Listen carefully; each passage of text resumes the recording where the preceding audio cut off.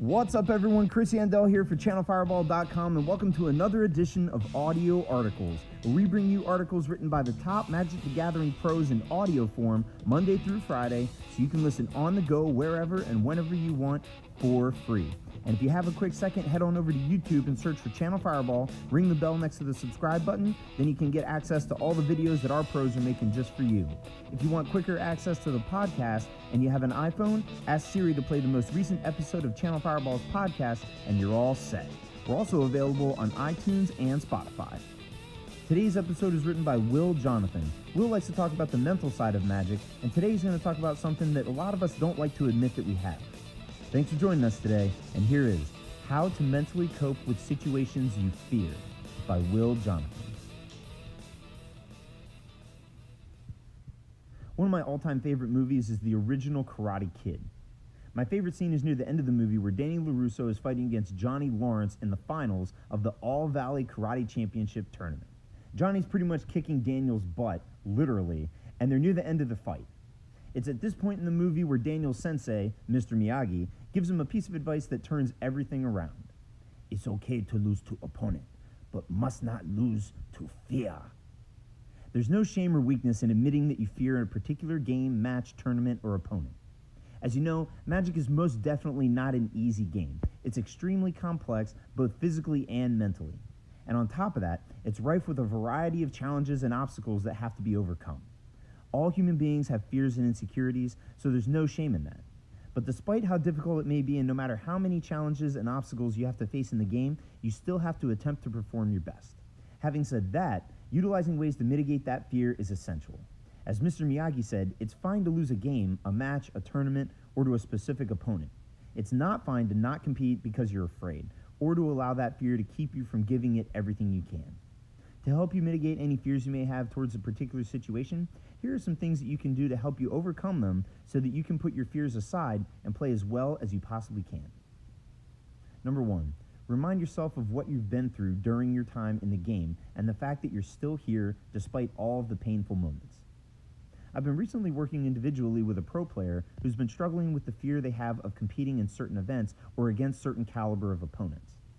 Every time they find themselves in that situation, a sensation of automatic fear kicks in, and they have trouble shaking that off enough to get the best out of their capabilities. On the flip side of that, they also told me the story of the recent Pro Tour Top 16 finish and how difficult yet amazingly fulfilling that experience was. That was all I needed to hear. We talked about how if they were capable of making it to the top 16 of a Pro Tour, perhaps the hardest and most difficult Magic tournament on the planet, playing against the game's best players in the world, then they're much stronger than they give themselves credit for, and they should remind themselves of that as often as possible. Even if you've never played on the Pro Tour, it doesn't matter. I'm certain that you've been through your challenges and struggles during your time in the game as well. Yet despite all of them, you've managed to come through the other side and keep plugging away. That's no small feat, and you should take great courage in that. Remind yourself of what you've been through in the game and the fact that you've still managed to show great strength and courage in deciding to continue pressing onwards despite those struggles. Number 2, make your opponents faceless. As you know, there are going to be plenty of games where you have to play against opponents who technically are quote-unquote better players than you. But Magic is never won on paper. Magic is only won by being played, and as I know you also know, Magic's inherent variance gives every player the opportunity to beat anyone else. This can be comforting to know and something that you can take advantage of. Here's my perspective on a game of Magic. There is no opponent. It's your deck against another deck. It's you against a particular matchup. The player sitting across from you, what their name is, what their accomplishments are, or what sponsorships they have splashed across their shirt are totally irrelevant, not to mention beyond your control. Recognizing that and focusing on those things doesn't help you. Make your opponent faceless when you're playing. Again, who your opponent is doesn't matter. Lightning Bolt always deals 3 damage, and that never changes, regardless of who's sitting across from you. Focus on the matchup, not the player. Remind yourself that it's 40 or 75 cards against another 40 or 75 cards. Your game plan against any specific matchup is always the same, regardless of who you're playing against. By making your opponent faceless and treating them like any other player, you strip away their fear factor and give yourself the ability to maintain your confidence in those matches. Number 3, focus on the things that can go right, not just the things that can go wrong. Genetically and biologically, we modern-day human beings are no different than the Cro-Magnon cave people from 15,000 years ago. Our brains are the same, and we're still going to struggle from the same primal, instinctive, and survival-based tendencies that they did. In other words, we still have a survival-oriented brain. This means that any time that you find yourself in a situation where you can't be certain of what the outcome is going to be, your brain is going to automatically get you to focus on the worst-case scenario as a survival/protection mechanism. The only problem is that we live in a society where survival is hardly an issue anymore. Food can be delivered to your doorstep, your shelter is built by others, your clothes are made by companies, and all you have to do is go and buy them.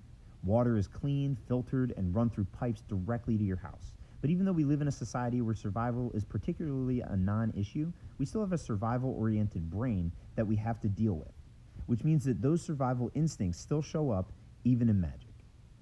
Do you know why you fear a game, a match, or a tournament? It's because you're uncertain of the outcome. If you were certain of the outcome, you wouldn't be afraid, would you? For example, let's say that I had a crystal ball, and when you looked into the crystal ball, you were able to see that you were absolutely 100% guaranteed to win the next game, match, or tournament you played. Would you be scared going into it? Of course you wouldn't. Why? Because you know what the outcome's going to be. The result is certain, so you know that you no longer have anything to fear. And because you know there's nothing to fear, the fear goes away. But when you go to play, guess what? You can't be certain of the outcome. You don't know with 100% certainty what's going to happen. So because your brain recognizes that the outcome isn't certain, what does it do? It causes you to think of the worst case scenario as a survival protection mechanism. You start thinking about and focusing on everything that could go wrong, the mistakes you could make, the bad performance you could produce, or the bad results you could get.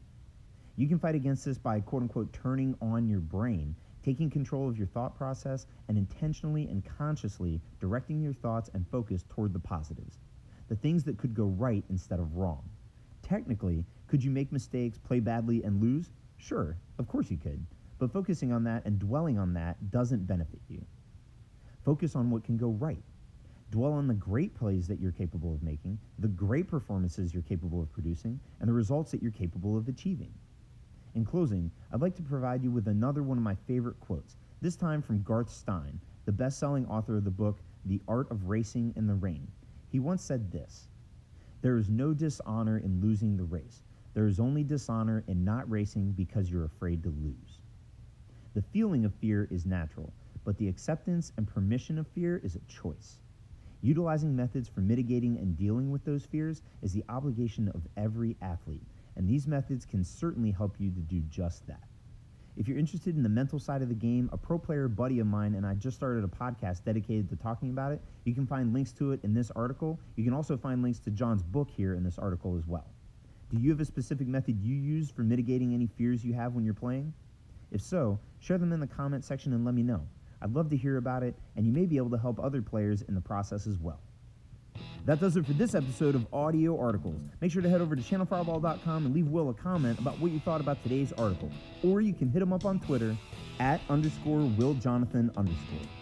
Also, make sure to check out cfbevents.com. You'll find all the information about the upcoming GPs there. Follow us on Instagram and Twitter, and make sure to subscribe to the YouTube channel. Thanks for being with us today, and I hope to see you soon. Until then, peace.